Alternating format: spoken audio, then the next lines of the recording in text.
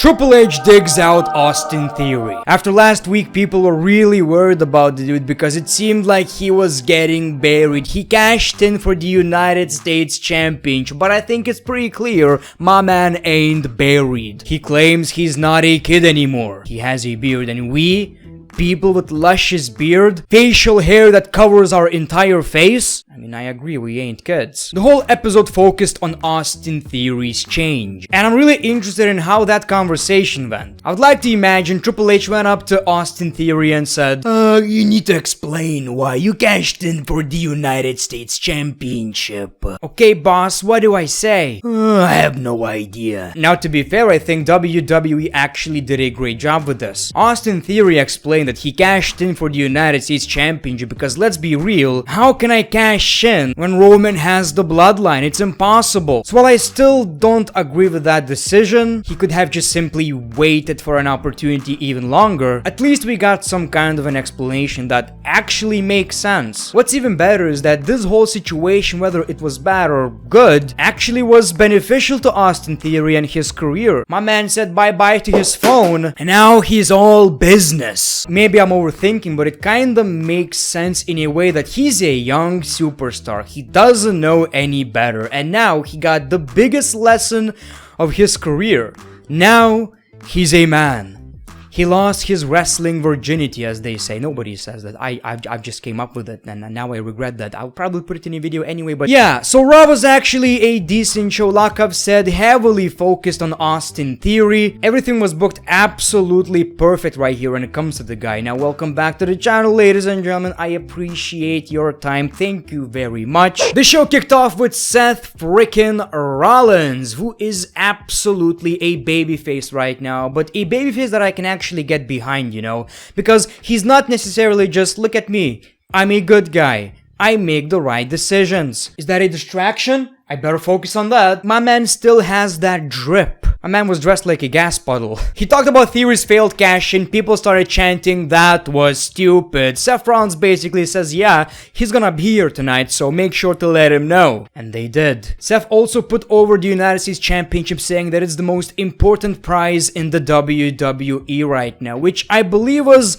maybe Triple H's point, making sure that Theory loses the briefcase, but also makes the United States Championship look important, which I believe didn't really translate, you know, well. He's going to face Finn Balor later tonight, but we see Bobby Lashley. He will continue his beating until he gets his United States Championship back. Rollins says, you had a chance last week, but instead you focused on taking my soul out of my body. It seems like your loss against Brock Lesnar has been affecting you as of late. We see Mustafa Ali, and he's with a referee. No, Mustafa, Theory losing the briefcase doesn't mean that you get the briefcase. That's no. Anyway, Mustafa Ali wants to fight. He wants to face Bobby Lashley. Lashley is like, I'm going to beat you. I'm going to destroy you. Anyway, so we got Mustafa Ali versus Bobby Lashley, a match we've seen before, and it was pretty similar, but this time Bobby was a heel, so he was even more ruthless. It told a pretty decent underdog story, but obviously this time it was a bit more one-sided. Bobby Lashley takes the W right here. He's coming for the United States Championship. I love this new version of Bobby Lashley. I don't even think he needs a manager. Obviously, I'm down for, you know, the Hurt Business, and I'm down for MVP returning. Obviously, it's better, but I feel like Bobby doesn't necessarily even need it. When Mia Yim beats Tamina, they're gonna get some bears. That's a smart move right here. They knew she's going to face Tamina, so it's like, alcohol guaranteed, right? Anyway, so we saw the match, and I think that's pretty obvious, right? We did see the Judgment Day watching the match, but as expected, Mia Yim wins the match. The tensions are rising. Not to disrespect Mia Yim or anything like that. I think she's a decent wrestler, but I don't necessarily see her as an equal threat to Rhea Ripley. Maybe that's because I didn't watch NXT, but obviously the vibes are very different right here. I feel like I would get that vibe from Beth Phoenix. The things we do for women, right, Dominic? Oh my god, it's Uncle Howdy. Dom, is she your cousin? Because I don't see a problem with that. Uncle! Riddle is playing with his bong. We see see Alpha Academy, and the match is set between Chad Gable and Matt Riddle. What the hell is happening with Riddle, man? I'm losing so much interest. Damage TTRL want Mia Yim as part of their tag team in War Games. I wonder what's gonna happen. A babyface will join Damage Control? I think so. Anyway, then we saw Chad Gable versus Matt Riddle. They actually do have some chemistry right here. Actually love this match. Chad Gable, man, I mean, I love him in a tag team, but he deserves so much more, man. It's not necessarily bad that he's in a tag team. He's entertaining. Maybe I'm just talking out of my butt. I am, actually. I think so. What I'm trying to say is, he does get a lot of TV time. He should get even more. So Riddle focuses on Otis, and of course that's how he lost against Chad Gable. Alpha Academy with the W. I like that. I mean, winning against Riddle was one of the top faces of the company is quite big, so I appreciate that. We saw a hilarious segment with JBL, Baron Corbin, and Akira Tozawa. So they were playing poker with this dude, he lost. Then we see Akira and he's like, I wanna play. Have you ever played before? No. Let's do this. Then later on the show we saw that Akira won all the money, and then he challenges Baron Corbin to a match, which is not the best idea, but I was genuinely surprised. This is actually a funny segment. I like that. I love this segment right here. Humble Miz, you know, fist bumping the fans. Look at his outfit. He's a changed man. He feeds the homeless. He donates to church. He's like Ned Flanders, you know. He's just a very humble, very good man right here. A very good man. Look at his sweater. That says a lot. Byron Saxton was the host of Miz TV, and The Miz apologized. Of course, he apologized. He was trying to be humble unsuccessfully. He kept saying shut up to the crowd because he needs to apologize. We see John Gargano, he's not buying it. Just pay Dexter Loomis. The Miz goes insane. He says I'm sorry multiple times. Nobody is buying it. But then John Gargano says I talked to the WWE management, Triple H, who else? And it's official at Survivor Series. We are going to see The Miz versus Dexter Loomis. If Miz loses, Dexter is officially on the WWE roster and he gets his money. I feel like something is missing from the storyline. I believe that's because Tommaso Ciampa got injured and maybe it was actually supposed to be different. We'll never know. I think the payoff is still pretty good. It was kind of funny, and it does make sense. It was unpredictable. I'm just wondering how different would it be? Would John Gargano still be in the conversation? Would we get a conversation between Tommaso Ciampa and Johnny Gargano? You know, a former tag team, former buds, former enemies.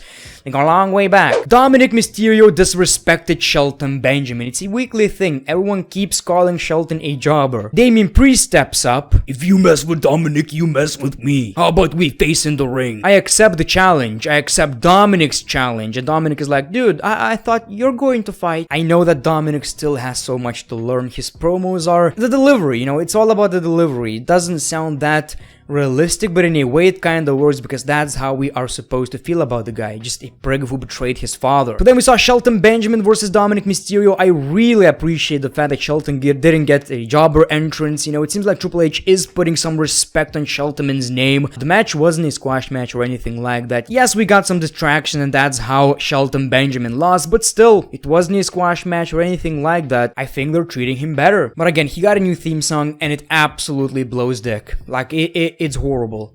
You know, it's really horrible. If that theme song was a shit, it would be Diarrhea. The spicy one that really burns your butthole. It sucks. It's really bad. Just bring back Ain't No Stopping Me Now. Def Rebel can't make good theme songs. Well, maybe a few. 80% of the time, they fail. I'm not saying they're untalented, maybe they just don't get pro wrestling. Just like I've said, Theory explained why he cashed in for the United States Championship, which actually made sense. Worst cash-in ever. Dolph Ziggler says, I warned you. He keeps making fun of Theory, and Theory says, I'm done being the young as this, the young as that. I am the present. And I'd like to prove that to you right now in the ring. I have no more excuses. So that was the first time we saw Theory on the show, and it was already obvious that Triple H has a plan.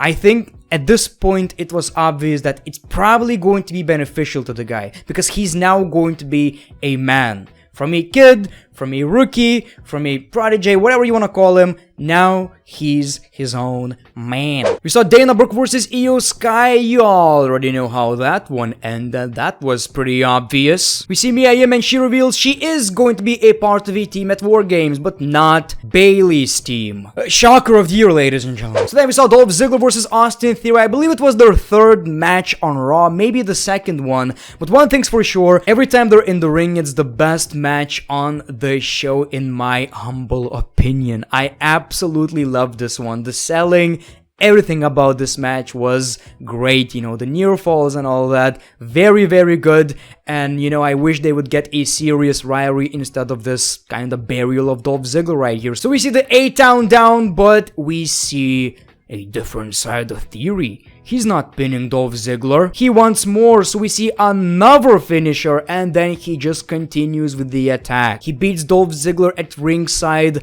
That was absolutely ruthless. Then he came back and did some more. So that was definitely Austin Theory that we haven't seen before. A completely different version. A man. Like I've said, he doesn't even have his phone, because now he focuses on his wrestling career and not all the shiny, bright, whatever fancy things. He understands that he lost everything and now he needs to work his way back up. So we saw Akira Tozawa versus Baron Corbin. Actually, Akira had some offense which was really surprising. You know, it wasn't a squash match. Of course, Baron Corbin won, but that was really surprising. I'm wondering what Triple H is going to do with these guys. You know, we spent years being in 24/7 championship segments.